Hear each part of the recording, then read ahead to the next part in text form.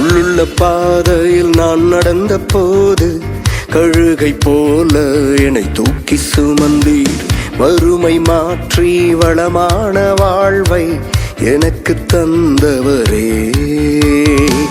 முள்ளுள்ள பாதையில் நான் நடந்த போது கழுகை போல என்னை தூக்கி சுமந்தீர்.